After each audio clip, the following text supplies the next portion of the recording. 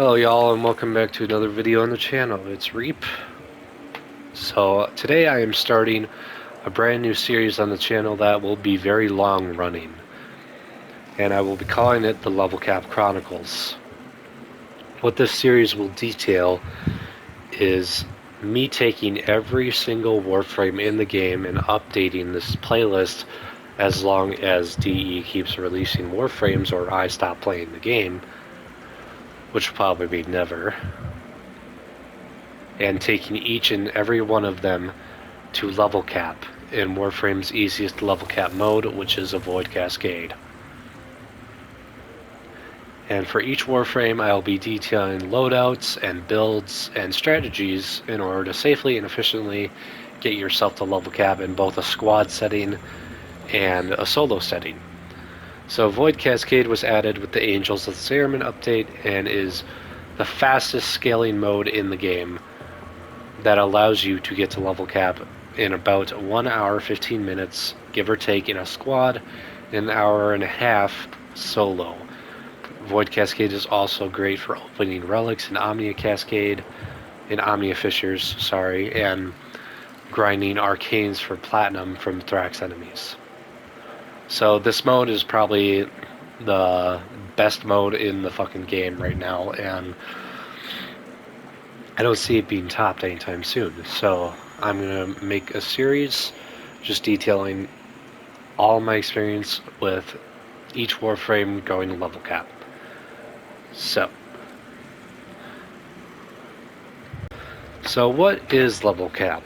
Well, level cap is, in Warframe, is when the enemies of Warframe, no matter it be Corpus, Grineer, Infested, or Corrupted, reach their coded cap or maximum level, and from which they can go no higher, which is level 9,999.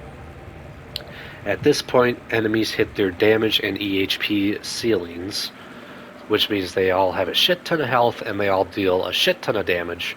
So we're going to have to build around that so we outdamage the enemies and we survive before they can kill us.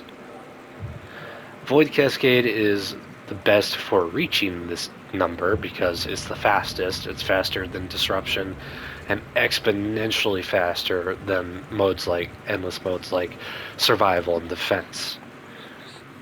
Like I said before, in a squad it takes about an hour 15 minutes, and in a solo it takes about an hour and a half.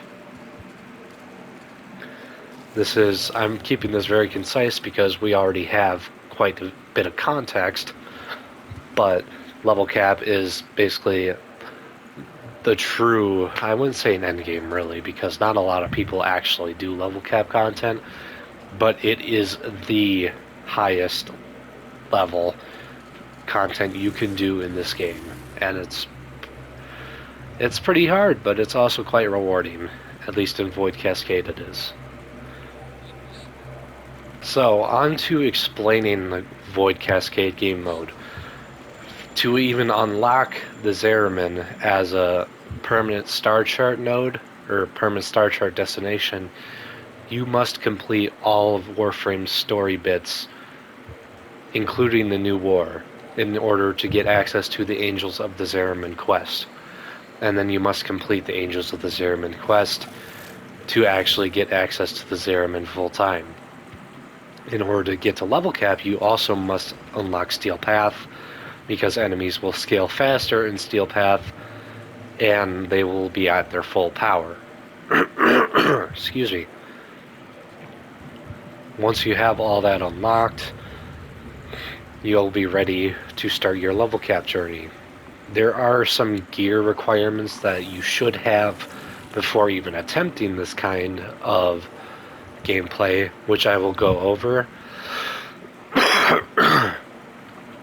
But I wanted to explain the actual game mode first.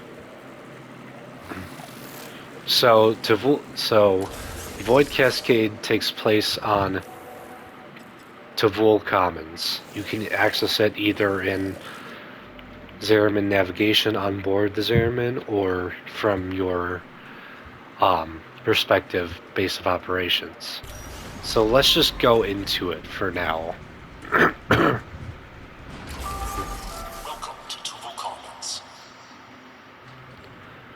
So, you'll spawn in a tile set with various connecting rooms that contain an Exilizer. You'll see a possessed Exilizer when you spawn in the mission. Now, Exilizers have two different stages, or states, I suppose. The first is possessed, and the second is purged. Possessed Exilizers spawn periodically on a timer you cannot control, and in order to actually purge the Exilizer, you must go into your operator and close void fissures, and then damage the void manifestation that manifests when you close all those fissures. Once you do that, the Thrax will be kicked out of the Exilizer, and the Exilizer will be purged, and then you should kill the Thrax Centurion that comes out of it in order to prevent the Exilizer from being repossessed. And then, so your main priorities in this mission are first purging and defending Exilizers. The faster you purge Exilizers completely, the faster you get to level cap. And then, when you're defending your Exilizers, you should be ideally killing Thrax, because they will try to take your Exilizers from you. And then you should also kill any trash that comes along, because they will make it harder for you to do your job killing Thrax. So there are two roles that people like to play, at least in a squad: attacker and defender. There should be 2 attackers and 2 defenders ideally. The attackers will prioritize attacking and purging Exilizers when they spawn in. Defenders will stay in the room with the Exilizers until they are about 1/8 of the diamond away from being purged. So ideally, in a Void Cascade squad, you'll see attackers running back to wherever the next room is, or running to the next room for the next Exilizers that spawn, and then defenders staying in that room and then only moving to the next room once their Exilizers are purged.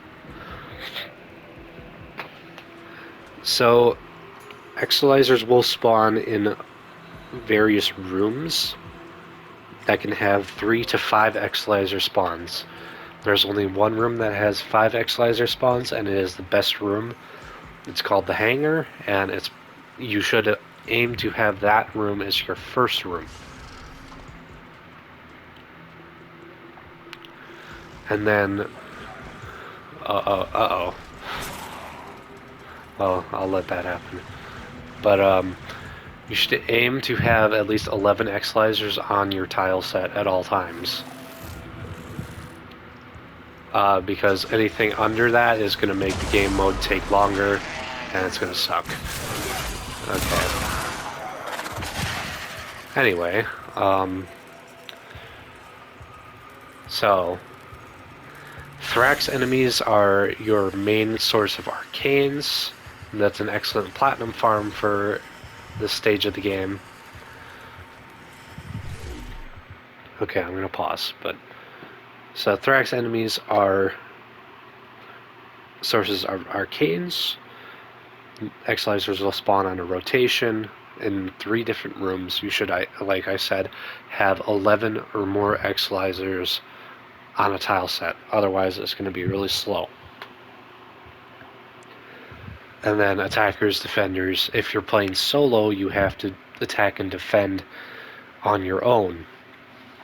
What I like to do when I'm playing solo is I will make sure every Exilizer in the present room that I am in gets cleared before I move to the next one, because otherwise your gameplay gets mixed up and jumbled, and then it's going to be a hell. And it's just going to be hell. So you could probably have like 3 to 4 Exilizers possessed spawned waiting for you, but you have to wait to get to them because you have to defend your current ones.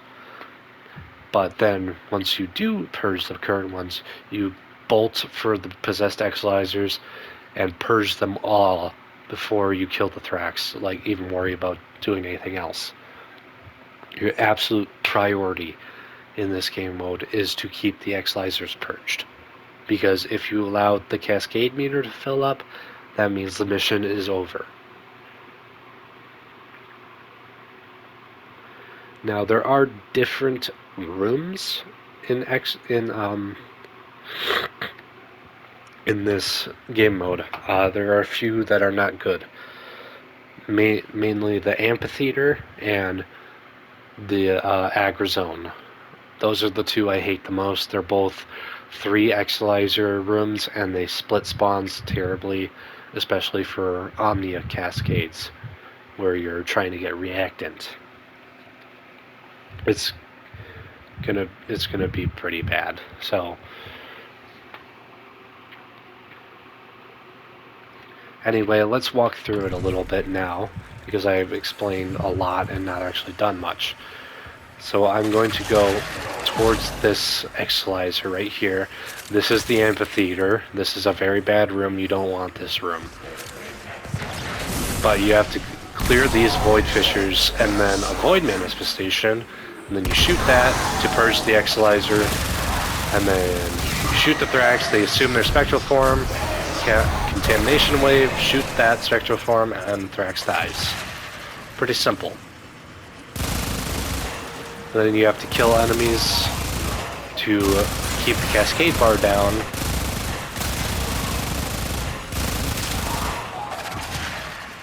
And then, as you can see on the side, there's a timer for next Exilizer. Once it spawns, you just do the same thing you did.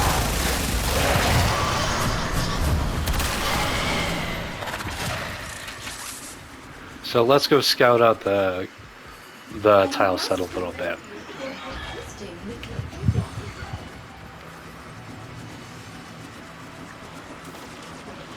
So over time, as you play Cascade, you'll memorize the spawn locations of the Exilizers.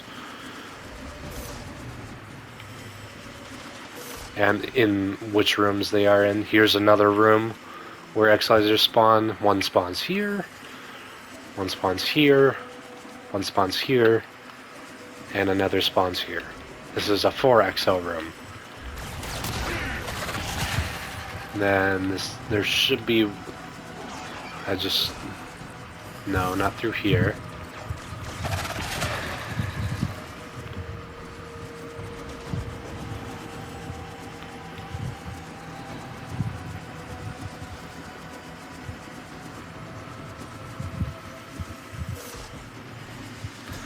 Alright, here, yeah, and this is a 3 Exilizer room. This is the agrizone.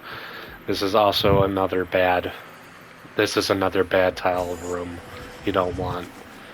So this exo count is a 343, which is an 11 Exilizer tile. It has 2 of the worst rooms in it though, so this is a pretty bad tile set.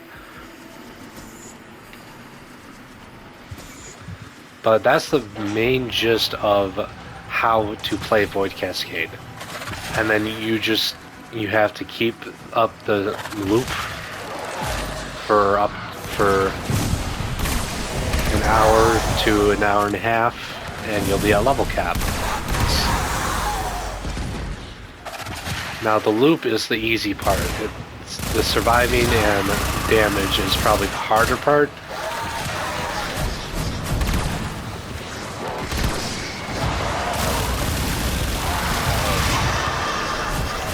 And then when you have Thrax like this, you gotta make sure those Thrax die, because they will try to take over the Exilizer otherwise if you don't.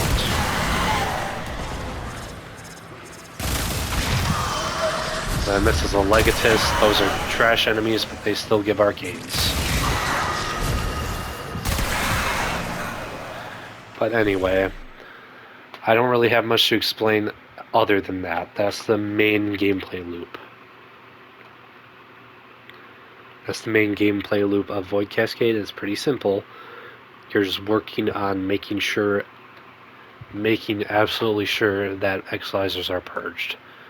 So, that's about it. That's the gameplay loop of Void Cascade. It's not a very hard game mode to grasp once you play it a bit. And if you have any questions about Void Cascade, feel free to ask down in the comments, because I'm on PlayStation. I can't make videos longer than an hour unless I'm live streaming them, and I can't do that for this type of video. But I'll be happy to answer any questions about Void Cascade, about anything I did not go over in the comments. I just wanted to get a very basic understanding in your heads in order for you to understand the very basics of this game mode and how to reach cap. And I will be linking a Void Cascade mission guide down in the description below. This goes super in depth, and it explains things a lot better than I can on a 60-minute time limit with my stutter. So feel free to read that as well, or ask questions in the comments. But next we have some gear requirements that we should make use of if you even want to play this. So for Void Cascade level cap, there are some things you're going to need in order to even play this game mode. The most important thing you could possibly need for Void Cascade is the Matarai Focus School and its abilities. So let's go look at Matarai. Ideally, you would have chosen Matarai as your starting school when you played the second Dream. If you didn't, that's fine, but you need to unlock Matarai and ideally max it out. Or at least get the prerequisites that I'm about to show you. This game mode is for higher level players, so by the time you even get to this point, you'll probably have more than one focus school. But in Matarai, the most important thing for you to get in this focus school is Void Strike. Max this out, because it will be a huge damage buff against Thrax spectral forms if you can't kill them for whatever reason, because their spectral forms do get a bit tanky in the thousands. The other most important ability here is Contamination Wave. You saw me use this against the Thrax when I was providing a demonstration. This is what you use to make the Thrax more vulnerable to operator damage, which makes it much easier to kill their spectral forms. You use it like 3 times on a Thrax and aim for their head. If you hit a headshot, it's one hit, no matter what. These are the two most important things in Matarai to have. Ideally, you'd have the entire focus school also maxed out, including the Tectilist artifact. For whatever reason, if you're not bringing Matarai, you need to have... I would recommend having the Tectilist artifact unlocked for any other focus school. Because if you don't, your damage is just not going to be enough to combat the Thrax. And if you do have another school's Tectilist artifact, you should mod it in order to give your operator increased damage. Now this is the config that I use on my Cascade runs for each Tectilist artifact. We have Viclus 4 here for amp fire rate and amp ammo efficiency. We have high-end Debor for the amp multi-shot, Ubri Knef for 60% damage to amps, and this is also great for 10% bonus for each mod from a unique focus school, even though we only have a Nirmon and a Zenrik here, as well as 3 Matarai. And then we have Esti Velika, which increases maximum voice sling distance by 30%, and that's great for clearing those void fissures you see that are possessing the Exilizer. This also pairs well with Arcane that I will show you in a bit. And then we have MV for 60% AM crit chance and the crit damage for a Zeneric school mod, which is this one right here. You can also use Talsec on for knockdown immunity and entering void mode when you're knocked down, and that can go over Ubrikinef if you want. Or actually, no, this will go over this one right here, St. Vel-Ika.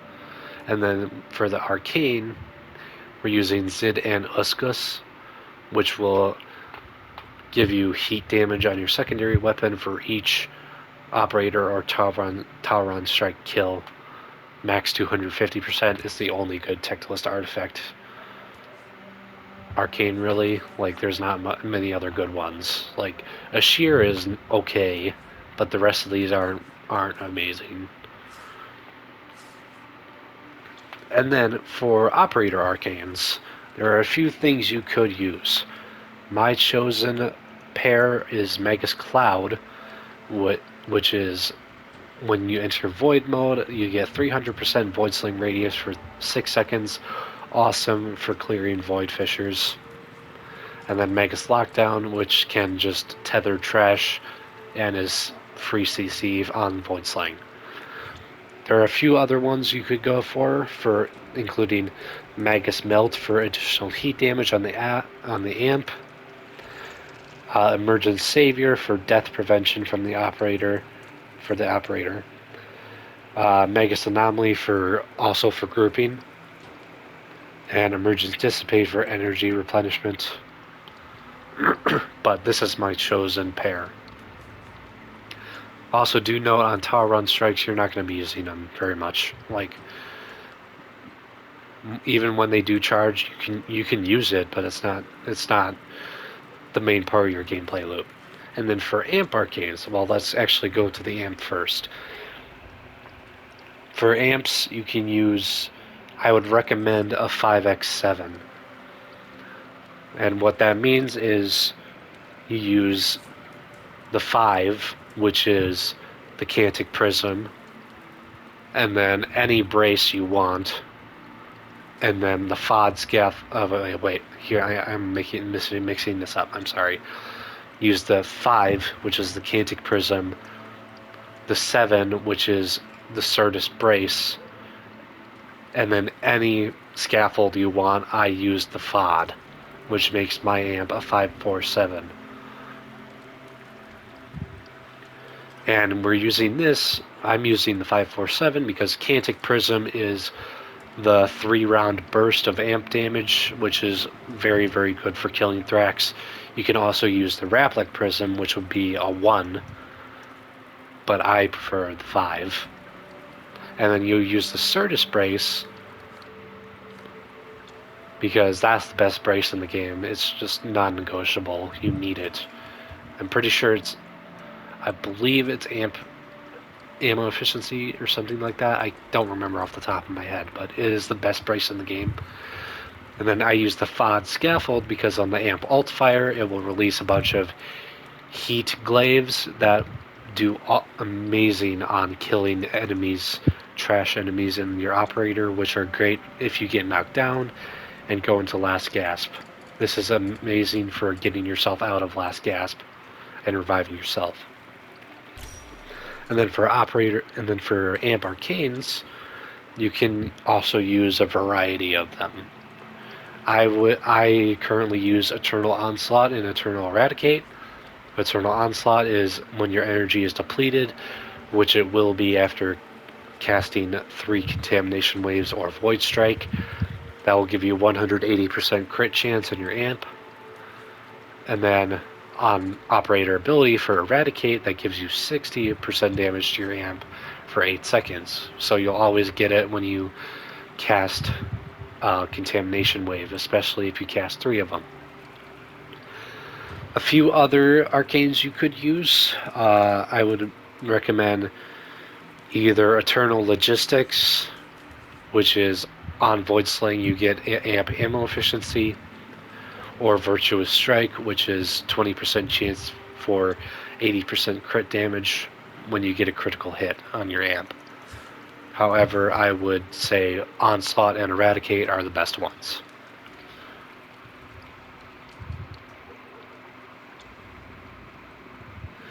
And those are the most important native things you should have before attempting this mode.